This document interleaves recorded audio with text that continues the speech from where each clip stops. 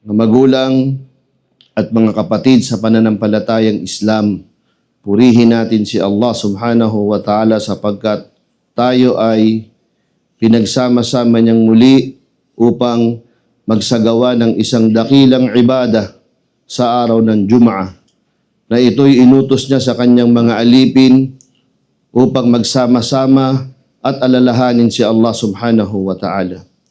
Ilan sa mga mu'minin ang mga hinirang ni Allah subhanahu wa ta'ala upang makapagsala ng Jum'ah sa kabila ng maraming mga pagsubok, sa kabila ng maraming mga ginagawa ng mga tao, ay naglaan sila ng kanilang panahon upang sambahin at alalahanin si Allah subhanahu wa ta'ala. Kasabay ng araw ng Jum'ah na ito ay isang araw na dinadakila ng ating mga kababayang Kristiyano. Ito ay ang pagdiriwang nila o pagluluksa nila ng tinatawag na mahal na araw.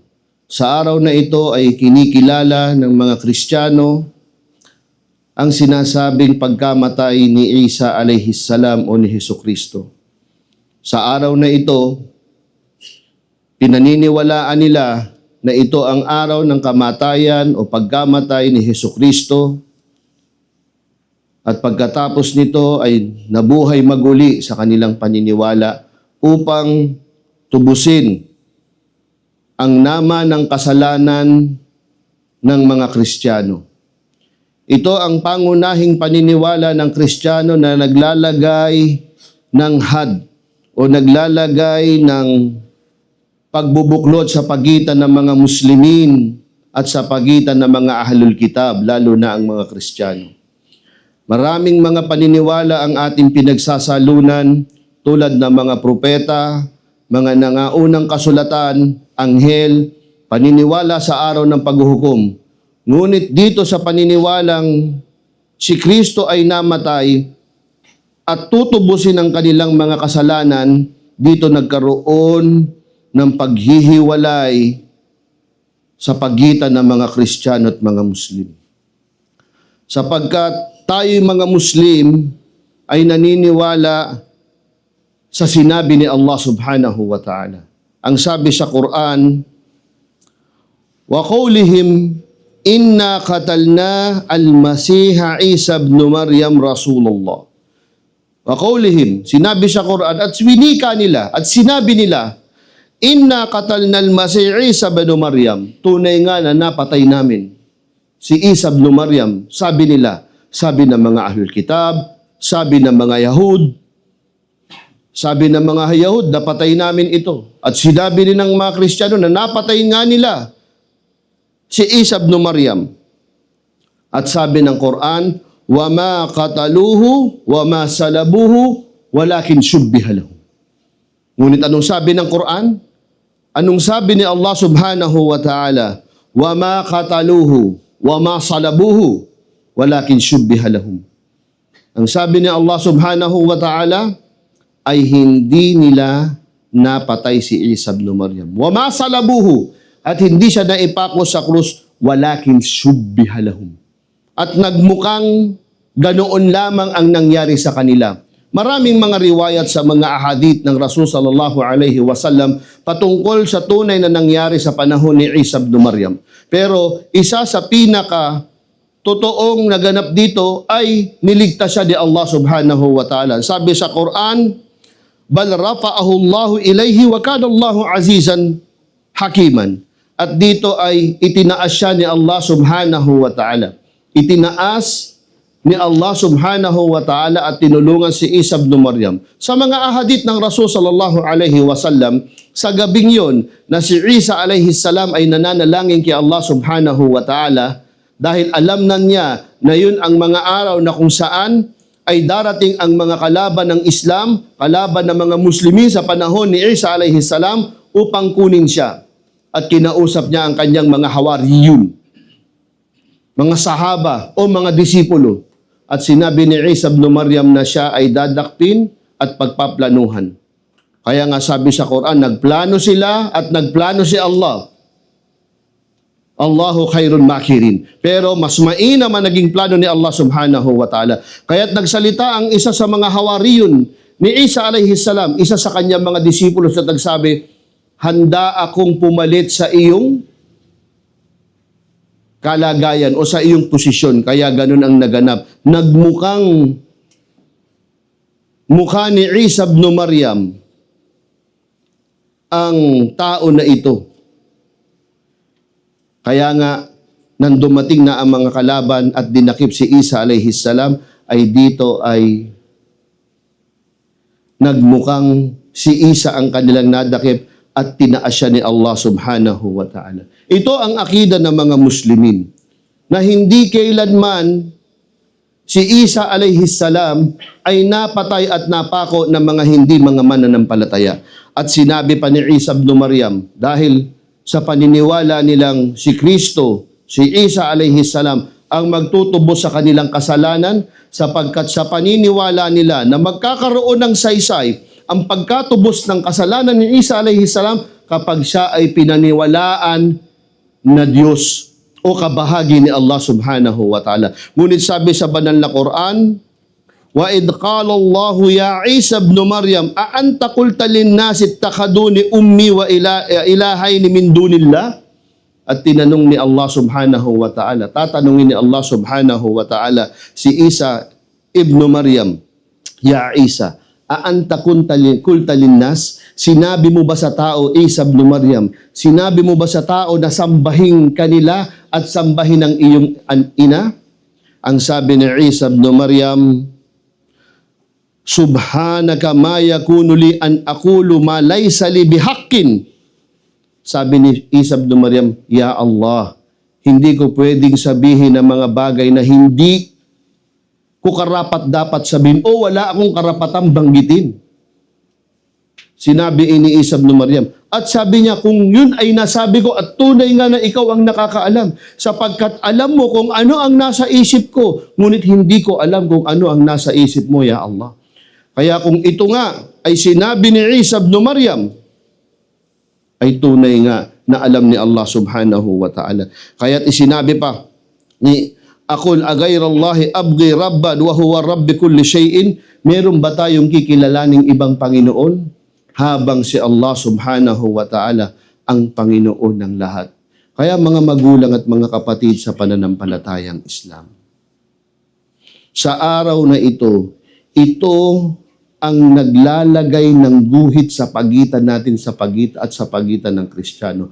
Ito ang kanilang pinakadakilang kufur na nagawa.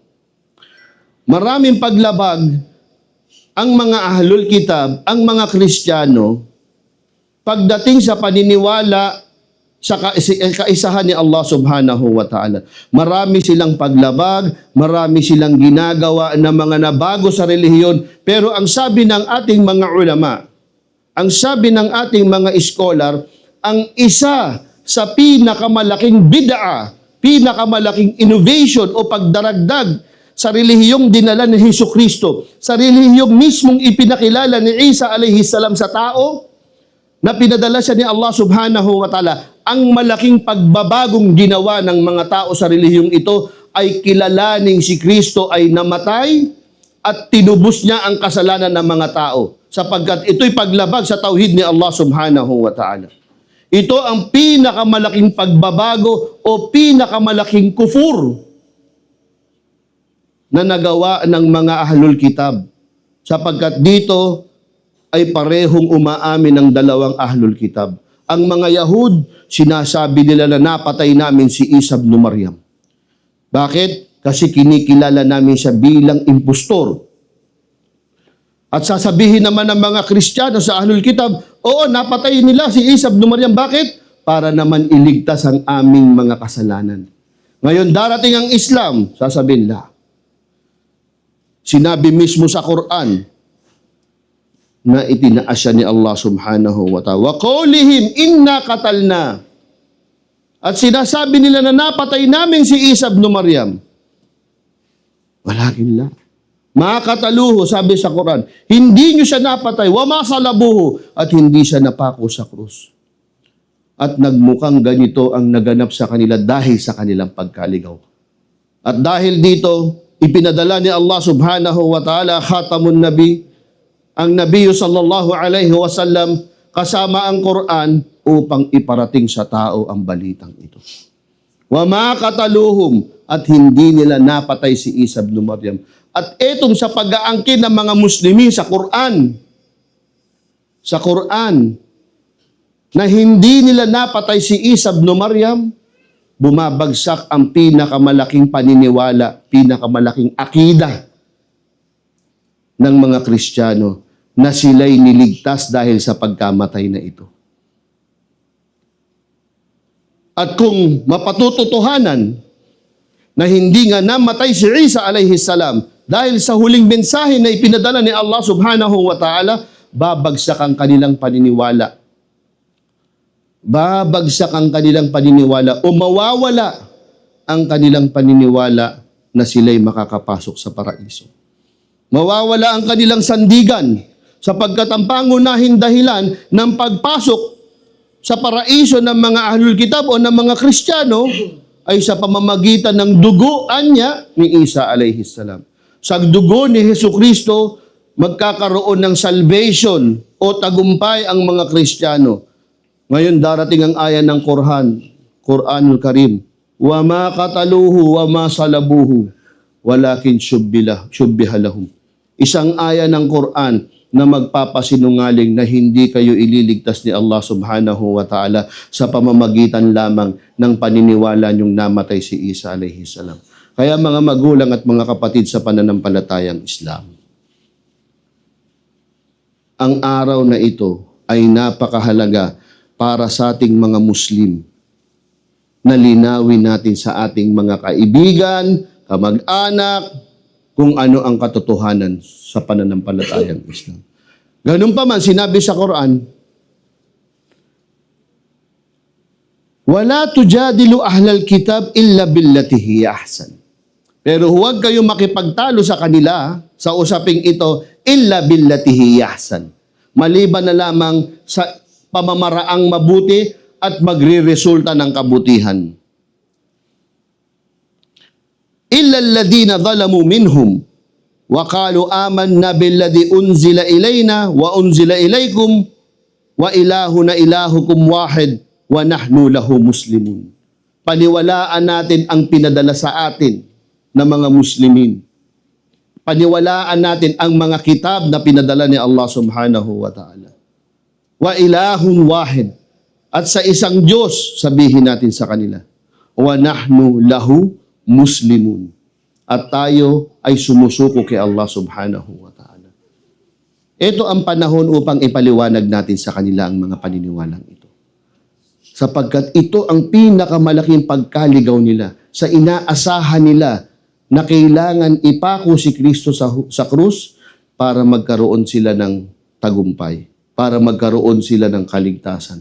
Kaya ito ay napakalaking responsibilidad ng mga Muslim, lalo na sa kanilang mga kakilala, sa kanilang mga mahal sa buhay, sa kanilang mga kaibigan na maiparating natin ang bagay. Ito ang paniniwala ng mga Kristiyano na magkakaroon sila ng kaligtasan sa pamamagitan ng pagkamatay ni Isa alayhi salam.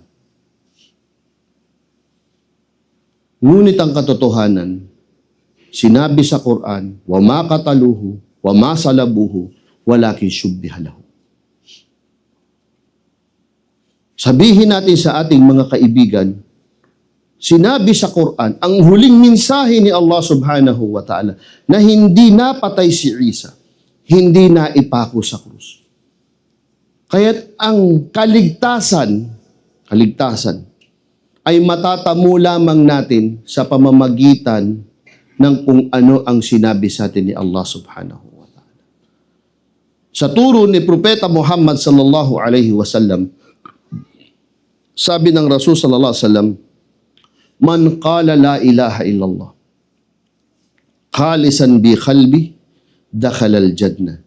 Sino man daw anya ang magsabi ng la ilaha illallah na ikhlas, dalisay sa kanyang puso, dakhala al-jannah. sino man na magsabi ng la ilaha illallah. Kapalit ng paniniwala ng mga Kristiyano na kailangan ipako si Jesus sa krus, ang tunay na paraan para makuha natin ang kaligtasan ay sa pamamagitan ng syahada. Kung ikaw ay Muslim na at gumawa ka ng kasalanan at nais mo magbalik loob, hindi kailangan magpako sa krus. Kailangan natin magtauba. Kung ikaw naman ay hindi mananampalataya dati at nais mong makuha ang salvation o kaligtasan, ito ay sa pamamagitan ng syahada. Ashhadu an la ilaha illallah wa ashhadu anna Muhammad Rasulullah. Sa pagbibigkas na walang ibang Diyos na dapat sambahin maliban si Allah, at pagkilala at pagsaksi na si Muhammad sallallahu alaihi wasallam ay huling sugo. At dinadagdagan ito kapag Kristiyano ka. Wa ashhadu anna Isa ibn Maryam Abdullahi wa Rasuluh. At ako'y sumasaksi na si Hesukristo na anak ni Maria ay alipin at sugo ni Allah. Ito ang tarika, ito ang daan para sa tunay na kaligtasan. Hindi kailangan magpako sa krus. Hindi kailangan merong patayin. Lalo na, isa sa mga dakilang sugo ni Allah subhanahu wa ta'ala. Hindi pwedeng patayin ang isang dakilang sugo ni Allah para lamang iligtas ang napakaraming kasalanan ng tao. Kailangan mismong ang tao ang magbagong buhay. Wala taziru waziratan wizra ukra, sabi ni Allah subhanahu wa ta'ala. Walang magpapasa ng kasalanan mo maliban sa iyo. Hindi pwedeng magkakasala ang lahat ng tao, tapos sasabihin natin, ipapako si Jesus sa krus at pinatawad na kayong lahat. Hindi. Ang sabi ni Allah, ang kasalanan natin, tayo magpapasa nito. Kung gusto mo magbagong buhay, magbalik loob ka kay Allah subhanahu wa ta'ala. Magtauba ka, magsisi ka. At kung galing ka naman sa labas ng pananampalataya, kailangan mong pumasok sa Islam sa pamamagitan ng pagsaksi. At pag sumaksi ka, al-Islam yajub bumakablahu. At kapag ikaw ay sumaksi sa kaisahan ni Allah at kikilalanin mo si Muhammad sallallahu alaihi wasallam bilang huling sugo, yung pag-i-Islam mo, yajub bumakablahu, patatawarin ni Allah subhanahu wa ta'ala ang mga kasalanan ng mga nauna sa iyo. Hindi kailangan ni Allah na meron pa tayong papatayin o ipapako sa krus. Ang kailangan ni Allah, yung puso natin na maging dalisay. Magbalik loob tayo kay Allah. Kung dati tayong Muslim na at nakagagawa tayo ng kasalanan, magtatauba tayo. Kung tayo naman ay dating mga hindi sumasampalataya, kailangan tayong magsyahada. Ito ang susi sa tagumpay. Ito ang susi sa pagpasok sa paraiso at hindi sa pamamagitan ng pagpako o pagpatay ng propeta ni Allah subhanahu